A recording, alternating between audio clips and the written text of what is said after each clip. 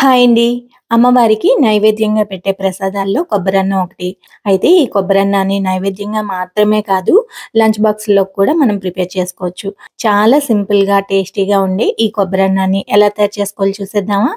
ఈ కొబ్బరన్నాన్ని ప్రిపేర్ చేసుకోవడం కోసం కుక్కర్‌లోని ఒక కప్పు వరకు రైస్‌ని తీసుకోవాలి. ఇక్కడ నేను సన్న బియ్యాన్ని తీసుకున్నాను.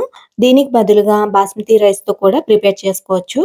ఈ సన్న బియ్యాన్ని 2, 3 సార్లు బాగా వాష్ చేసి, అదే కప్పు కొలతన 2 కప్పుల వరకు కొబ్బరి పాలని యాడ్ చేసుకోవాలి. అప్పటికప్పుడు తీసుకునే కొబ్బరి పాలతో చేసే కొబ్బరన్నం చాలా టేస్టీగా ఉంటుంది. ఇప్పుడు ఈ రైస్‌కి తగ్గట్టుగా కొద్దిగా సాల్ట్‌ని వేసుకొని కుక్కర్ మూత పెట్టేసి 3 విజిల్స్ రానివ్వాలి. కుక్కర్ చల్లారిన తర్వాత మూత తీసి చూస్తే ఈ విధంగా రైస్ అనేది పొడి పొడిలాడుతూ వచ్చేస్తుంది. ఇప్పుడు ఈ రైస్‌ని కాస్త చల్లారనిద్దాం. ఈ రైసు చల్లారేలోగా తాలింపుని ప్రిపేర్ చేసుకుందాం. దానికోసం స్టవ్ పై కడాయిని పెట్టుకొని 2, 3 స్పూన్ల వరకు నెయ్యిని వేసుకొని, నెయ్యి వేడైన తర్వాత చిన్న దాల్చిన చెక్క, 4, 5 లవంగాల్ని వేసుకుంటే కొబ్బరన్నం ఫ్లేవర్ బావుంటుంది. దీంట్లోని 2 స్పూన్ల శనగపలుకులు, 1 స్పూన్ శనగపప్పు, 1 స్పూన్ మినపప్పు, అలాగే కొన్ని మిరియాలు వేసుకోవాలి. మిరియాల్ని అస్సలు స్కిప్ చేయకండి.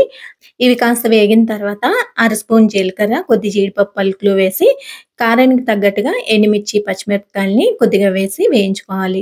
చివరగా కాస్తంత కరివేపాకు, ఇంగువను కూడా వేసి ఒక్కసారి వేయించేసుకొని, ఏదైతే కప్‌తో రైస్‌ని, కొబ్బరి పాలని కొలుచుకున్నామో అదే కప్పుతో కొబ్బరి కూరని ఒక కప్పు వరకు యాడ్ చేసుకోవాలి. ఆల్రెడీ మనం కొబ్బరి పాలు వేసుకున్నాం కాబట్టి ఒక కప్పు కొబ్బరి కూర అనేది సరిపోతుంది. ఇవన్నీ ఒక్కసారి వేయించేసుకొని కొద్దిగా సాల్ట్ వేసుకోవాలి. ఆల్రెడీ రైస్‌లో కూడా సాల్ట్ వేసుకున్నాం కాబట్టి కొద్దిగా చూసి వేసుకోవాలి.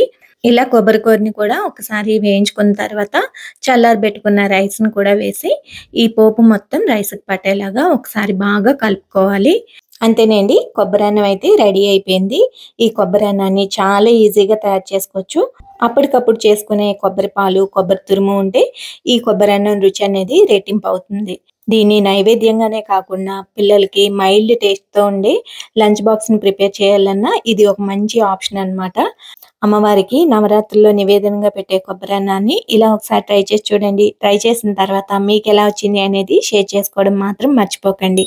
అలాగే వీడియో నచ్చితే లైక్ చేయండి. మీ ఫ్రెండ్స్ అండ్ ఫ్యామిలీతో షేర్ చేసుకోండి. Thanks for watching.